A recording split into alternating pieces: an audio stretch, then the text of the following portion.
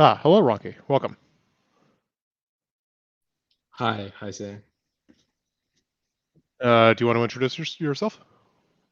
Oh yeah, hi everyone. My name is Renqi Zhen, and I'm working for Huawei now. So you know, uh, I just attended the Ceph last week. So our team tried to maybe contribute more to Crimson and SeaStore. And this week we are still verifying the PRs Sam sent me last week about BH recipe share. So if we found any question or something else, we will uh, put it on the GitHub command. Thank you. Cool.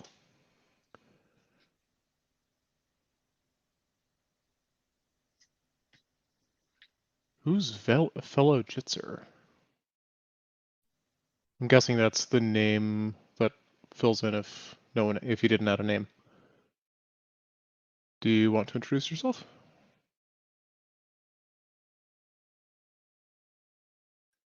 No? All right, never mind. Let's see. Let's get started. This week for me, I've been catching up on reviews after Cephalicon mostly. Yingjun, how's it going? Yeah, this week the multi-core SeaStore and the connection reference change were merged thanks to Sam. And I have reviewed and merged the circular journal space for random block manager. And for the multi-core messenger, the socket accept and connect on multiple cores, and the unit tests are done. And the current challenge is to make sure everything in memory is correctly allocated, deallocated, read and write in the same core. I'm working on the internal implementation, but before OSD, I see that the cross-core constraint for OSD operation message buffer list might not be enforced correctly, but somehow it is not triggering any faults, which looks weird. And the last, I will skip the next stand up for holiday, and that's all for me. For what it's worth, I believe buffer lists are still using atomic reference counting, so they should behave correctly when you move them across cores. But they won't be allocated and deallocated in the same core, right? That's a performance problem, but not a correctness problem. But for the C-star allocator, is that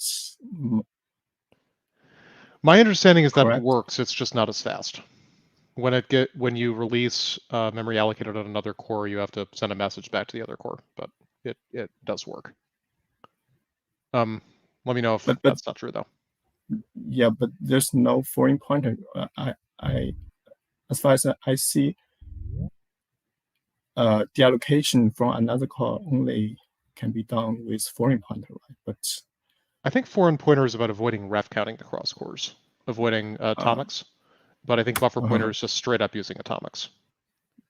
Probably that's why there's no fault there. So that's yeah. Yeah, it may become a performance problem, but as long as we're not messing with the ref counts frequently, it may never be worth fixing.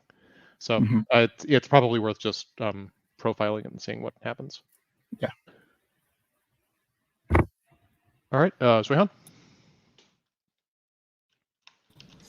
This week I read the clone PR for SeaStore clone PR, and I submitted 2 small PRs to fix the corresponding bugs with respect to the snapshot functionality in Crimson. Right now, I'm working on modifying the LBA pointer PR as Yingxin and Sam suggested. That's all from me. Okay. On that PR, I think when I went over it last time, the internal logic seemed fine. So from my perspective, once we're satisfied with it passing testing and Yingjun is happy with it, I think we should go ahead and merge it. We can address problems and follow-up PRs. But I'm guessing that it would be ruinously difficult to rebase, so we probably want to get it in before that. Okay. Just so that you don't have to rebase it, since that would be really hard. Okay. Yeah, Okay. the only remaining concern from me is that to make sure the abstraction of the cache layer is correct, so that there will be less rebase overhead. Okay. Okay. Because there are other ongoing works as well in the cache layer. Yes, I understand that.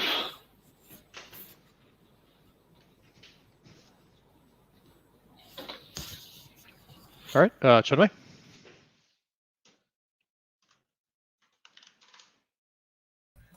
So last week, Marticle SeaStore PR got merged, and Marticle SD PR is provided.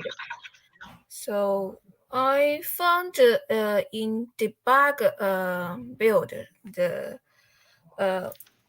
code for the get connection pipeline to the enter, and if the weight barrier is C-star return the C-star now, so it can't guarantee the sequence for the IO request, because when it returns C-star now, the continuation, the then continuation is scheduled, not not execute immediately for some IO request, and so but the release builds know this issue.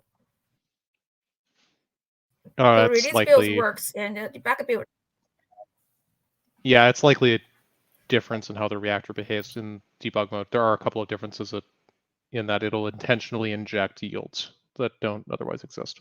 So the debug build behavior is correct. It should be fixed. Okay, so here just this code.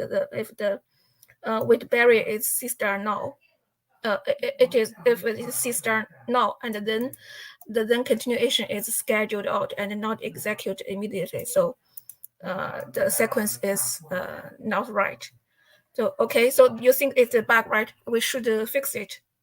Right. Exactly. Okay. Okay, and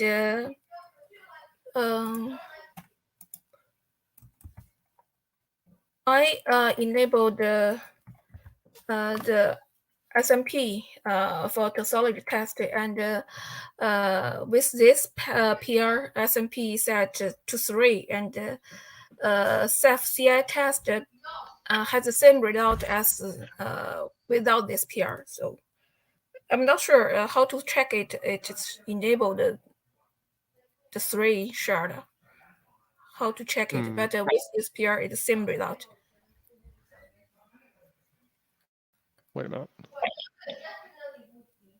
This wouldn't change the make check bot. You'd need to run it through tautology. Did you do that? Yes, I ran the tautology test. Oh, I see. I think I added a debug output during the startup process that indicates the number of cores that are running. You would also see debug output that would indicate that it's running on something other than core 0. Each debug line, I believe, indicates which core it's running on. So you can probably check it that way too. Okay, I see. And yeah, that's all. Cool. All right, I was right about to ask about that, so that's good. Let's see. Yeah, all right, is there anything else? All right, have a great week.